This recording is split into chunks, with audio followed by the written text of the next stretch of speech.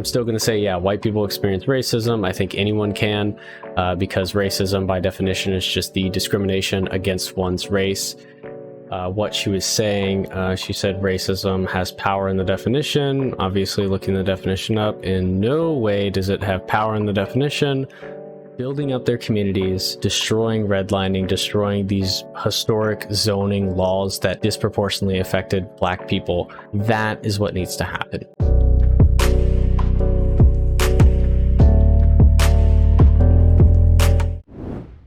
AiA episode 43. Do white people experience racism? That is the question today, apparently, in another reaction to a Jubilee middle ground video. This video was actually recommended by a user named Yep. I just wanted to give them the credit they deserve, because obviously, at least on this show, I did say in the past that if anyone has any recommendations or any video topics or ideas of what to do on the podcast, I will obviously take in consideration. And this person or viewer wanted to recommend it. So I just wanted to give the credit they deserve. So thank you for the comment. And this video, at least the Jubilee Middle Ground video, which is, again, one of my favorite series on YouTube, definitely one of my favorite Jubilee series. It was uploaded about 2 weeks ago, and I remember seeing it. Do white people experience racism? And it's actually, instead of just between two groups, it's between three. That means it's between white people, biracial people, and Black people. And obviously, I thought about reacting to it, about when it came out, but I was like, you know what? I'm just gonna maybe take a step back. I'll see if anyone recommends it. Someone did, so here I am. And just to say up front, I will be skipping some parts in the video, obviously, because it's kind of my policy now when I react to videos. I do skip certain parts of them. I don't want to just be reacting to full videos on my podcast anymore. So that's something I've been doing for a while now, but, just to clear up any confusion. But I will hit the tough points in this video. Anyways, though, let's get into it. Forward if you agree with the prompt. White people also experience racism. Okay, so obviously before every topic, I pause and I give my take on that topic. So the first topic here, white people experience racism. And also I do want to clarify, if you don't know who I am, I'm someone on the left, and I do make political content mainly on my channel. There is some variety, but it's mainly political content and like social commentary, it seems. So just want to make that clear. So do white people experience racism? I'm going to say yes. White people experience racism, whether it's in the United States or not in the United States. Obviously, I am coming into this video with the view from someone who did grow up and live in the United States. So I'm still going to say, yeah, white people experience racism. I think anyone can, because racism by definition is just the discrimination against one's race. And it doesn't matter what color you are, you can still experience it. Now, that's not to say certain racism, it's not to say like all racism is the same, like, oh, if you're racist, you're racist. No, there's varying degrees of racism. It's like a scale, obviously, white people probably don't experience the level of racism Black people do. But I mean, white people still experience racism in the United States. I would definitely agree with that.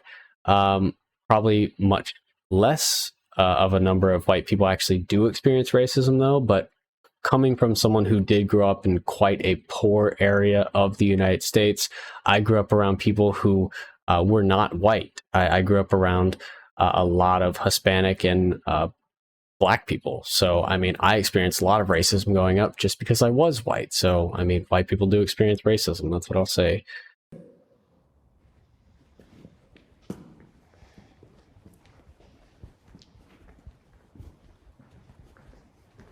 I think racism is definitely not a one race against the other. It goes all ways. It doesn't matter if you're white, if you're Black, if you're Asian, it doesn't matter.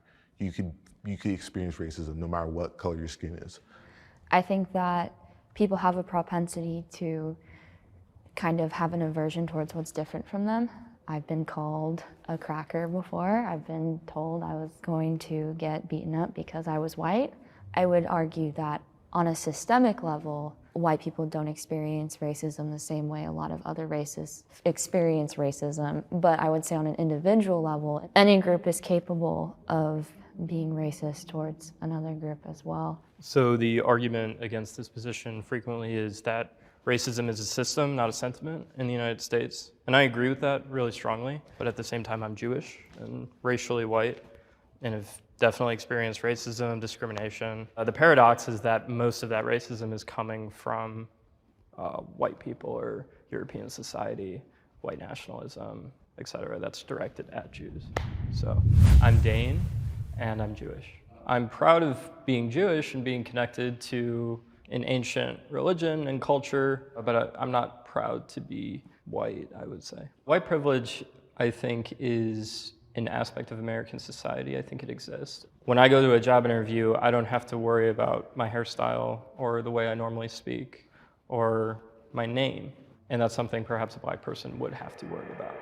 Can the disagreeer step forward?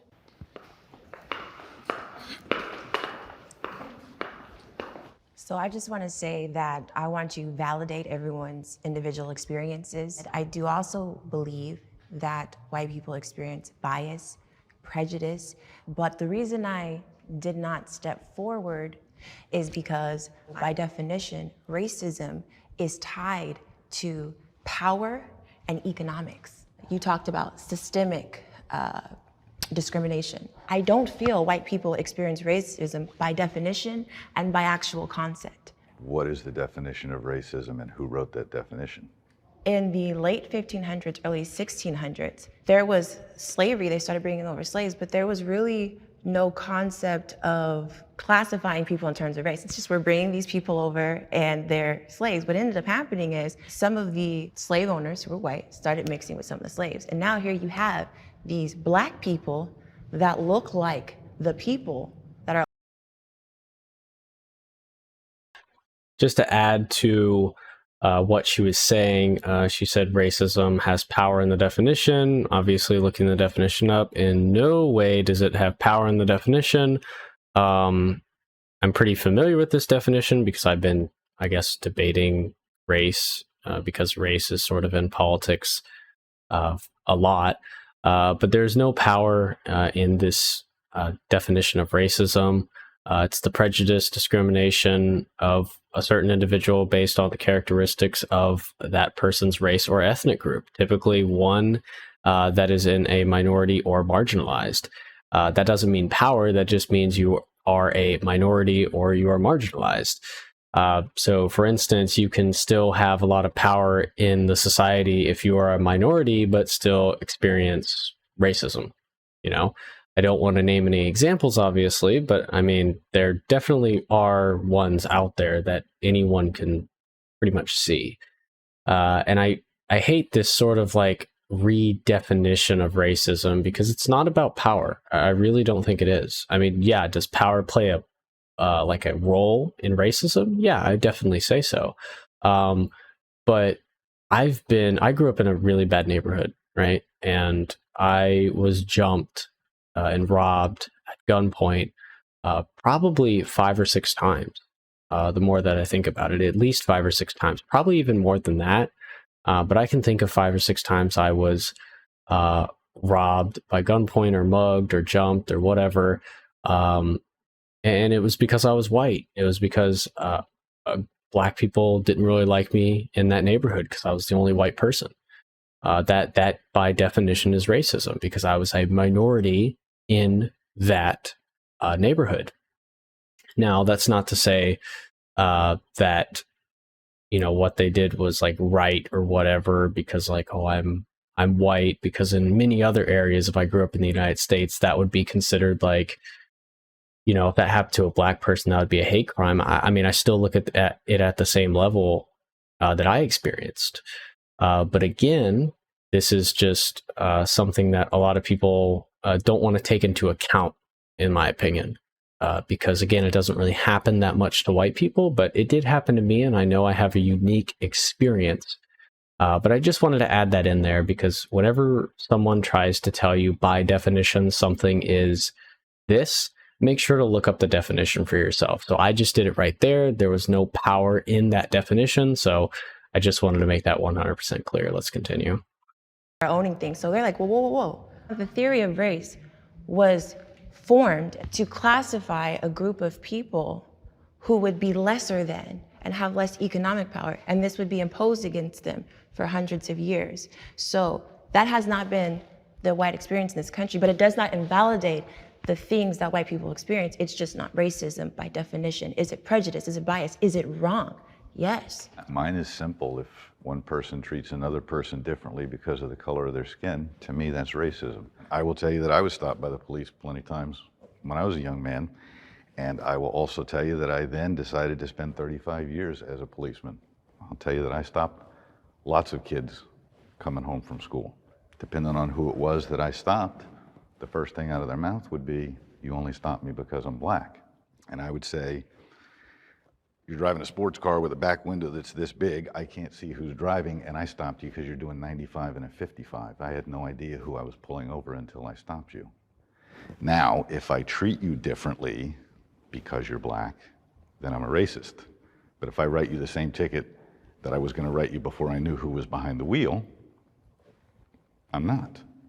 So I'm glad you used that example, and I want to commend you for your service for our country. But I do want to say, because I've actually taught classes for the LAPD and for their cadets about these issues. But what I can say, which is a statistic, and which is also a fact, is that 60% of our prison population is African American. Different issue. Yes, but let me finish, please. Is African American males, right? When you go into a system and you are kept in that system and you're cycled through probation and there is a systematic sequence of oppression, that's not happening to white males. So it's bigger than just the stop itself. It's the system. My name is Sierra.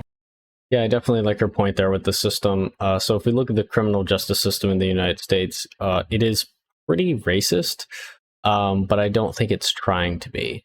And the reason is really to do with the fact of something called redlining. So if you don't know what redlining is, it's basically like zoning maps in cities where certain neighborhoods are going to be really poor and certain neighborhoods are going to be really rich. And obviously these redlining zoning placements took place over 100 years ago when obviously racism and, black people did not have the equal rights in the United States as white people.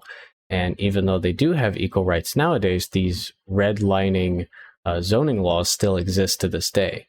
So obviously that's a pretty big problem because, you would think, if the civil rights movement happened in the 60s and, we're still, we look back at it, it's almost 60 years ago at this point. You think like, when's the leveling out? Well, it also has to do with wealth and where you grow up. And obviously in these poor neighborhoods, a disproportionate amount of black people are still being born and they're being raised in these poor neighborhoods and probably make bad life decisions because they grow up poor. It's not because they're black, but it's because they're poor.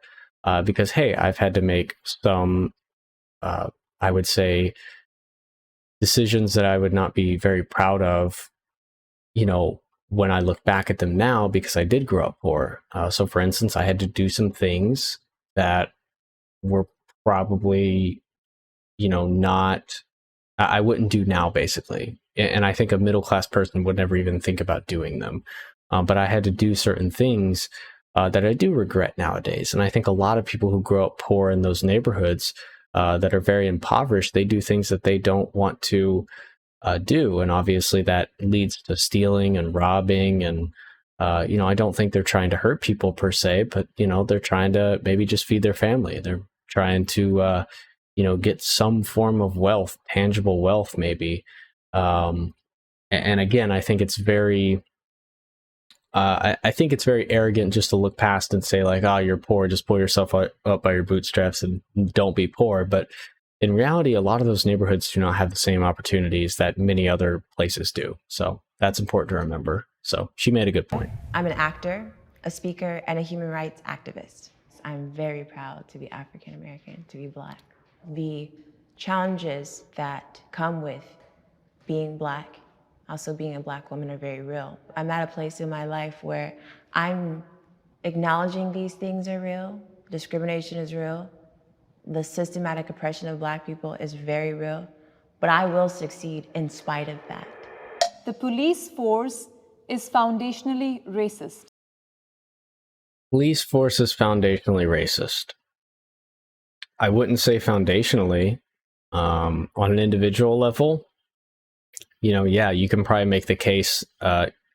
Well, you have to think about this, right? I hate overgeneralizing.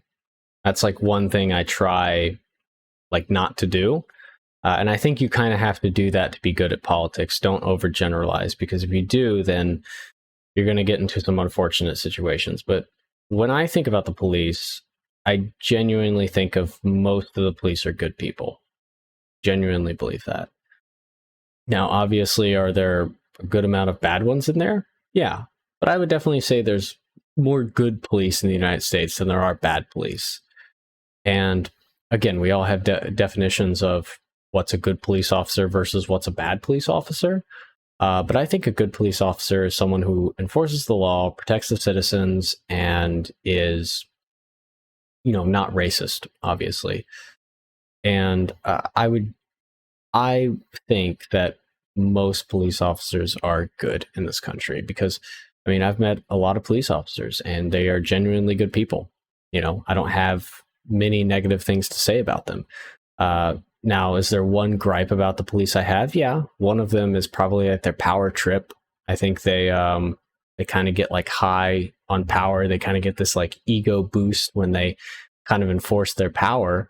But yeah, there are definitely bad police officers, but foundationally racist, no, because for something to be foundationally racist, it would have to be like the laws they enforce would be racist. That's what it would be foundationally. And I don't think, unless there is, but again, I would have to see one. So.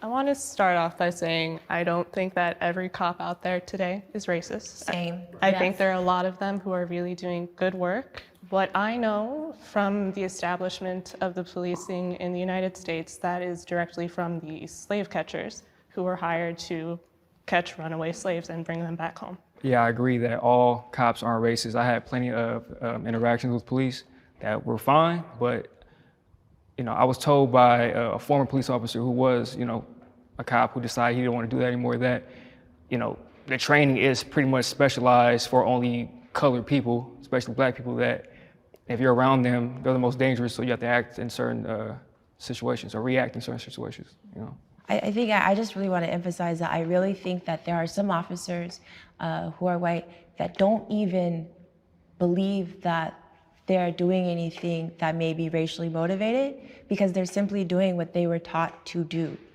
I come from a police family, and I like to add they do offer diversity trainings in the academy. So either it needs to be more extensive, or maybe we need to take it a step back and fix the selection process, because that process could be inherently racist. Hello, my name is Nia, and I am Black. I'm proud of my race because when I look back historically at what people of my heritage have gone through, and to see where we are now, it's remarkable, and it definitely pushes me to continue to be resilient and innovative as they were.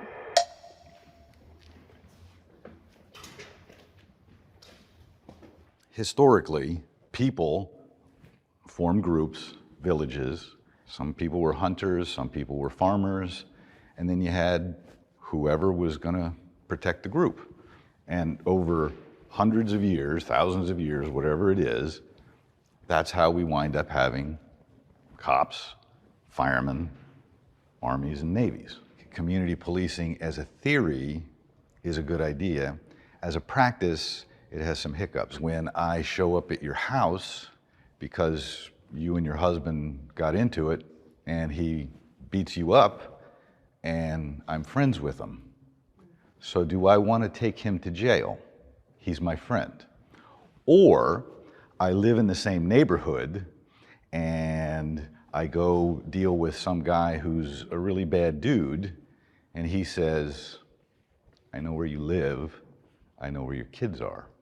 So to some degree, we have to have a little separation. This is going to get into a hot button topic, But I will tell you that, when I watched the horrible video of George Floyd, I will tell you that I can justify many of the things that happened, but I cannot justify 9 minutes on his neck or back. But what I can also tell you is I, as a policeman, and this is my personal opinion only too, the officer who was on him for 9 minutes, he probably spent too much time in the same neighborhood dealing with the same problems over and over again that he became jaded. Isn't that what being a police officer is? It's a social That's the service job. And you're assigned to that district or that community. But I think you need to move around so that you get to see other things. You don't become that jaded. The police, no matter what your race is, I mean, I think that's an interesting point he had. It was getting a little bit scary there when he brought up George Floyd, but I mean, I think he put it really well there. The sort of rotation of cops in certain areas will most likely, at least in my opinion, probably diversify their experiences, right? And I think the diversity of experiences would really help them in actually like dealing with certain situations. Because if you're in the same neighborhood working, day and night, every single day, you're going to see the same stuff. And eventually you're going to develop a pattern, and that pattern could be bad. But if you diversify where you are and work in different environments and different situations, different neighborhoods, you're going to deal with different situations. And I think the variety of experiences and encounters you have will probably develop you into a better police officer. I mean, if you think about this, like just to draw an example from like my line of work, I work in IT. And in IT, it's a very diverse sort of environment. But if I only worked in one section of the environment day in and day out, I could develop bad habits in it. And I might not be thinking about the other certain factors, or I might not be encountering certain things that could help me in my main job. So I think diversifying what you do could help you in almost any job.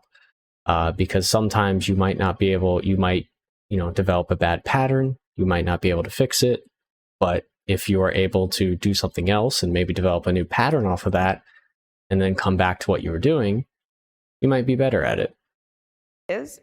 We have to be integrated all together with the community. And it doesn't have to be community policing, but we all have to understand each other more. I think cultural competency would be very helpful. Like, that's my issue. Whether or not the foundations of the police force was or still was racist, now we can change that, but it starts with cops. Like, at the end of the day, it's the bad police officers that are our issue. Not all police officers, but the bad police officers, we need to vet them out, and the good police officers, we need to encourage them to be amongst the community. How do we vet them out? By making the police unions accountable, because I feel like that demographic of officers, they're actually making things a lot worse for the other officers that are actually just trying to do their job. I think that we need to get some type of real accountability. That I don't think the police should be policing themselves. So when those cops that aren't upholding their oath, they can be properly removed instead of getting all of these passes. The bad police officers, I hate the term like the bad apple. It's like, no, you're a faulty grenade. Like, you're ruining your whole department reputation. I feel like I was held up to higher standards working at Whole Foods sometimes. I got 3 chances out, but like Derek had so many. 17 reports before George Floyd. 17 reports. It's like, get him out of there. What are you guys doing? Do you think police officers, and I genuinely am curious, do you think they should get paid more? I think police officers should get paid more. I also think police officers should do less. Why do I get sent to all of the mental health cases? Why do I get sent to all of these things? Now, I'll tell you. I agree with that, because sending police officers to like mental health cases, why it might be like our only option now, it's also very dangerous, because it's like they don't really have a lot of mental health training. And, if you get sent to a situation like that, the first thing they're going to think is, okay, like taser, gun, right? And that could be quite, it could kill someone very easily. And I think in a lot of cases it does with mental health cases. Either police officers need more training, and obviously to get paid more to do that because they have to go through more training just to get the job, like mental health training, or there needs to be a separate department for that sort of issue. Why I get sent to them is because we'll stop sending the police there, and then something horrible and tragic is going to happen, and they're going to say, why didn't we have a cop there? Do you think we need to have different divisions like mental health and just other, or maybe even specific police that are just for the schools? Like, do you think that that would help with a lot of the issues? No. We do have specialized police officers in certain things, but if we keep specializing and we get so compartmentalized that I can't go, I'm right across the street from you when you're screaming for help. Yeah. That's not what I do. Got to go find the guy that deals with screaming women or whatever it is. My name is Jimmy, and I am a retired police officer. I'm not going to tell you that there are no racists on the police department. I don't think blacks were historically treated fairly under the law. I think that we have made great progress, great strides. I think we have to continue to get better, but I also think we probably see racism to this day in places where it maybe isn't. True. Totally agree with that. I sometimes wish I was a different race. I really like the quote he said there. We sometimes see racism nowadays in places that there's probably not racism. Totally agree with that, because it seems like nowadays, especially on the left, which I hate, is they constantly like look for racism and look for people to cancel when there probably isn't. But anyways, I was going to skip this topic. I sometimes wish I was a different race. I don't really get this topic because it was like I don't get it. Do I wish I was a different race? To me, it's no. just being an American in America, just like any other person. White privilege. I never wished I was a different race. Personally, I don't really care about my race. I mean, I'm white, but if I was black or biracial or whatever, I really wouldn't care. So that's just my thoughts on that topic. To get to the next topic, though, white privilege exists. Yeah, of course it does.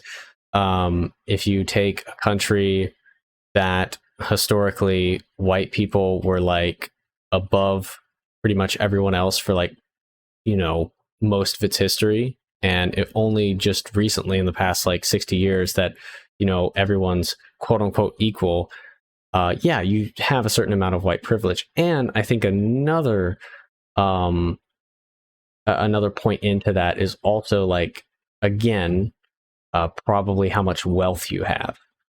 So white people tend to have a lot more wealth in this country, so they have certain amount of privileges that other races didn't have.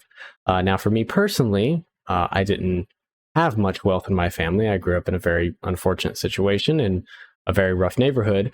But the majority of white people in the United States have a better amount of wealth and living standard and, just rise as they're growing up, basically, than a lot of other races do. Privilege exists.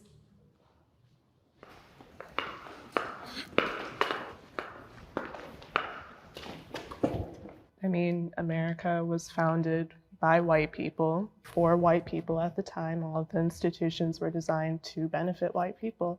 So, I mean, of course, white privilege lingers into society today. You can't deny that. Where I would argue with you just a little bit is I think we throw out the term white privilege far too often for things that aren't necessarily white privilege. I've got to agree with you completely on that one. I think there's generational white privilege for sure, but I think now it's almost used as a reason to not try as hard. If we stop doing that, just really work for it and not use white privilege as an excuse, then we could really get somewhere in the black community. I would respectfully disagree. All of that is true to an extent. I graduated university during the pandemic, the height of it. I went abroad for university. I got 2 degrees. I graduated with honors. Learned to speak 2 languages. I should have been able to get a job right away, right? No. It took me 9 months before I was able to get a job. Had to go completely outside of my field. But then when I looked at all of my white colleagues who were in my program, all of them were hired immediately. I need to introduce you to my daughter. She's white. Took her a long time. And I'm not saying that. I'm saying and just she didn't get her job in what her degree is in either. I respect that, but my point is saying me comparing myself to the white students who were directly in my position, they're successful, I'm not. This country was founded up. I mean, at least to add to her point, I mean, yeah, anyone can say that. It's tough finding a job out there, especially in my field. It's tough for me right now. But again, I think a big thing it has to do with, you know, the name, and she has a very, like, I guess you would say, it's not like a racial name, right? So like, I get what she's saying, fully understand it. But yeah, I mean, a lot of people could make that argument. I mean, you could make the argument that most people in the STEM field that get hired the most are Asian people. Kind of true. But again, I'm not going to say like, oh, because I'm white, I can't get hired in IT because, like, you know, they're just going to hire the people that are the best in STEM, which are traditionally Asian people. But, you know, I'm not going to go that route. But I do get what she's saying, and it does make a lot of sense. Upon white people coming and then putting in act Jim Crow and other laws saying that if you are not white, you are genetically inferior. You are not even a person. And some of those laws are still, and those systems are still in place today. Two things can be true. You can have had a very hard time. Privilege is not just limited to white people, but to say white privilege doesn't exist from a historical context, to me, is respectfully absurd. Something that I learned about recently is the privilege that exists in the medical field, specifically relating to the birthing process in giving epidurals. There was a study that's recently, or was debunked, that said that Black people have a higher tolerance for pain, which then has been falsely used by people who help support births in being hesitant to provide the epidurals for Black women giving birth. A lot of women die in childbirth. I don't know the exact statistics. So 3 times more likely Black women are to die. Thank you. The fact that I will be taken seriously, more seriously than a Black woman in my place if I should be giving birth at some point, I see that as just an absolute privilege. My name is Bryn, and I just graduated, and I'm currently gaining hours to becoming a licensed therapist. As a therapist in school, we were taught to approach things with what's called cultural humility. Cultural humility is being curious, and instead of trying to have all the answers, working collaboratively with the client to kind of understand where they're coming from. I have been fetishized for my race. I was going to skip this topic too, just because, again, I think everyone has been fetishized for their race at least once. And also to speak on the white privilege thing, I more so look at it now, because, like, you know, we're all technically equal now under the law, as more of a wealth privilege. So like, for instance, if you grow up with a certain amount of wealth, you're going to be quite privileged, right? But obviously, if you don't grow up with a certain amount of wealth, like I did and many other white people do, a lot of white people do grow up in poverty, it's not like they're going to be showered in white privilege, right? You know, they're probably still going to be working just the same shitty jobs, having just the same shitty opportunities, and probably be, you know, working class Americans for the rest of their life, sadly. And that just seems to be the case. So I more so, when we say like white privilege, I just say wealth privilege, but most people who have that wealth privilege just so happen to be white. So that's what I will say. But yeah, I have been fetishized for my race. Everyone has. That's like a very easy topic. So I'm going to be skipping that topic and then getting to the last topic of the video. We need reparations for the Black community. This one is tough for me, and I want to be very careful with my language here. So when we talk about reparations, you know, this is like giving back to a certain community that was historically, you know, people were against, you know, they were historically oppressed. But a lot of races in this country were historically oppressed at one time. And how much oppression does equal reparations. So, like, for instance, the Japanese during World War II were put in work camps, or basically just camps. They weren't as hard as, like, you know, the Nazi camps or whatever. They weren't like prison camps, but they were put in camps. Just based because they were Japanese. Do Japanese people in this country deserve reparations for that? I don't know. That's maybe for something for you to think about in this video.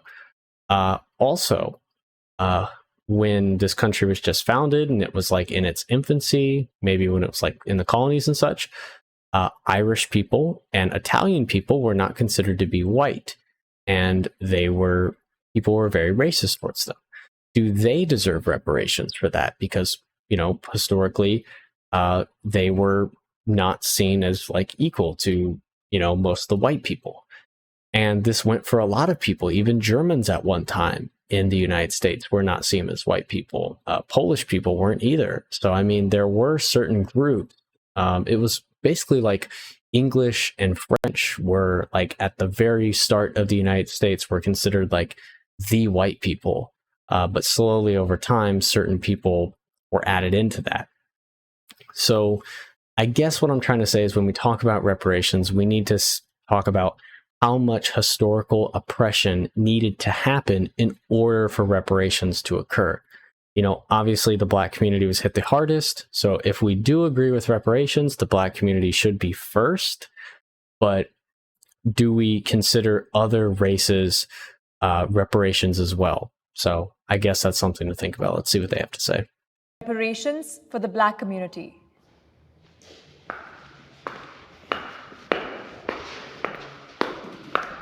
I don't think people need like individualized like paychecks. Like I don't think that's gonna like work. But I think pouring funds into communities who could really use it, building jobs. Based. That's what I wanted to hear. I didn't want someone to come up here and say, you know, we need checks for the Black people. No. Building up their communities, destroying redlining, destroying these historic zoning laws that disproportionately affected Black people. That is what needs to happen. If communities are built up and opportunities are given to people in very poor areas, that is how to lift them up. And within a couple of generations, they're going to be on par or even better than other communities that were, you know, really considered really good now. Jobs there, more education there, like more opportunities would do so much. Like that's how I see it should be. Anytime that Black communities in the US tried to, you know, pull themselves up by the bootstraps, they were attacked. Like I think it was in Tulsa, they bombed the city. Black Wall Street, it was completely destroyed. So again, something needs to be done. When the Civil War ended, there was a representative from Ohio, I can't remember his name, but he was a radical Republican and advocated for the phrase 40 acres and a mule for every emancipated slave. So there was supposed to be reparations, and there never was. And I think especially as a Jewish person, I mean, Jews received reparations for the Holocaust and are still receiving them. And in my mind, there's no amount of money that will ever undo the wrong of the Holocaust. So that you could, all the money in the world will never make it right. But I think the idea and principle of reparations is good. Logistically, I don't know how it would happen. I mean, at least for what I would say reparations, not individual checks, but for what this person said right here on the right is basically building up communities, you know, destroying historic zoning laws and building up communities, giving them opportunities, giving them jobs, and basically equalizing them within a couple generations to the much more wealthy communities next to them. That's what ultimately is going to build up the Black community.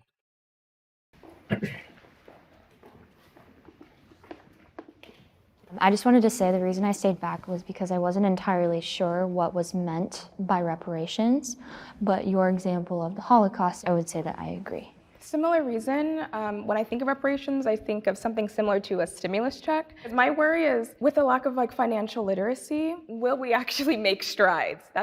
So I would love the idea of investing money into programs in underserved communities, something like that. But I do have a fear that even if we did have the money, without that generational knowledge of how to take care of our finances, that it would just deplete and defeat the purpose. But even if that were to happen, though, I still think that that would still be the right step, you know?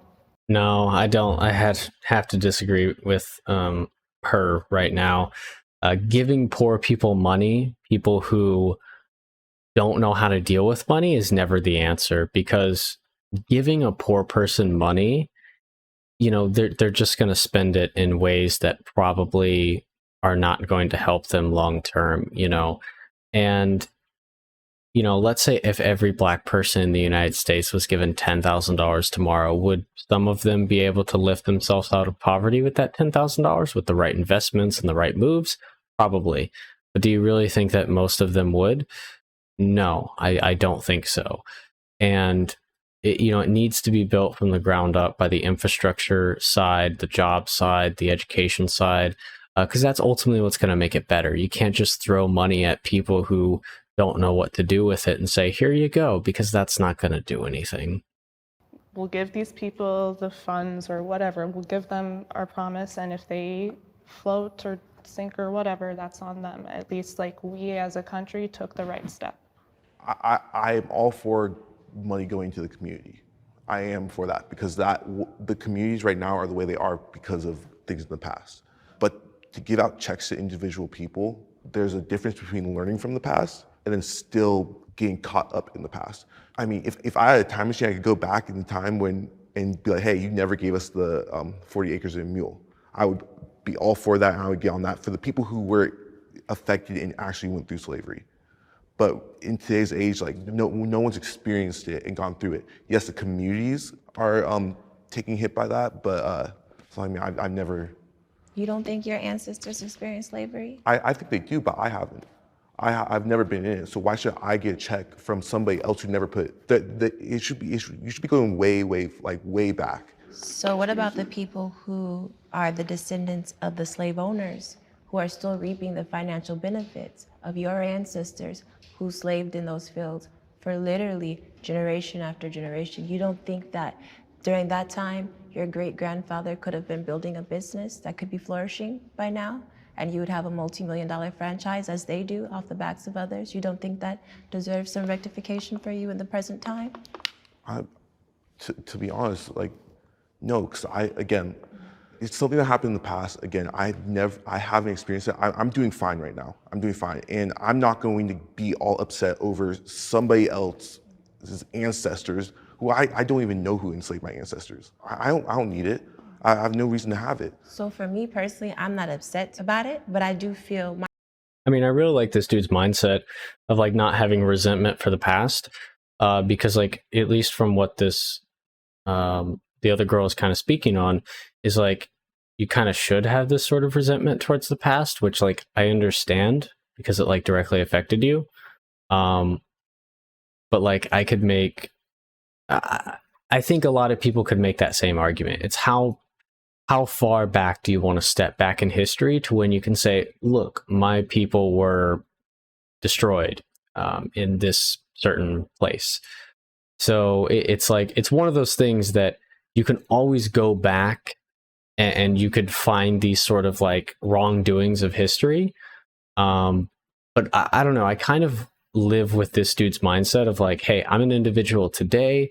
Has anyone wronged me today? Has anyone enslaved me today? No, I'm doing pretty well for myself. And even though I might have a fundamental disadvantage in the United States, I'm fine with that because I can overcome that, which I think that's a pretty good mindset to have, because having the sort of, I don't want to say victim, but I want to say like, you owe me something mindset is not, it's not going to help you put the best foot forward into like succeeding on what you want to do. Like, you know, when you're looking for handouts and you don't get them, you're probably not going to succeed as much as you would as if someone who was not looking for handouts. And that goes for any situation. So again, I get both sides here and I agree with both sides, but I guess I more align with what this dude is saying. My grandfather, on his side, they were the first family in the state of Texas to actually file for reparations. And for me, I'm succeeding in spite of that. But to this gentleman's point, when the government says, hey, we're gonna do a thing, obviously the government in itself saw the weight in the air of the wrong, just as the German government did. I think if I want to buy 90 gold chains, that's my business. I think it would be unfortunate, but I think that if I'm entitled to something, I think it should be in the same fashion that the people of Jewish descent got it. I think it should be in the same fashion that the people that are Japanese descent got it. So you might think it doesn't affect you, but overall, I think that we have been greatly impacted by slavery, even up to current.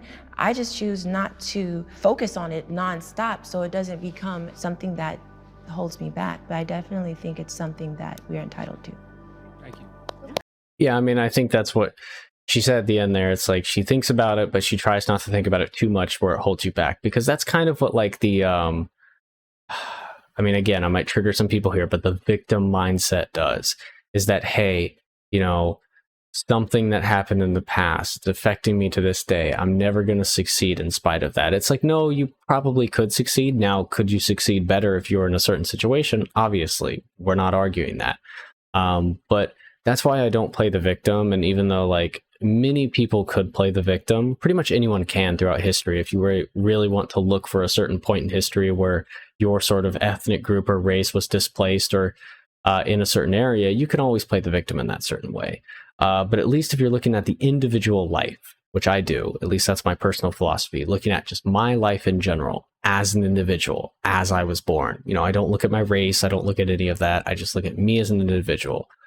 I don't want to play the victim mindset because ultimately I want to succeed as an individual. And I think that thinking about my race or thinking about like what happened in the past is probably going to hold me back on some level. It might not be a lot. For some people, it might not be like barely anything, but I still think it could hold you back in certain ways. But anyways, though, I think that was a really good episode of Middle Ground by Jubilee. Definitely a little bit of a longer episode here, but I just wanted to say, you know, thank you for Yep again for recommending me this Middle Ground video from Jubilee. And if you watching this have any recommendations for any future videos you want me to react to or talk about, or any topic you want me to do on the podcast, you know, definitely leave them down in the comments down below. I read them all and normally respond to them all. So yeah, thank you so much for watching, everyone. Hope you enjoyed it. And until next time, see ya.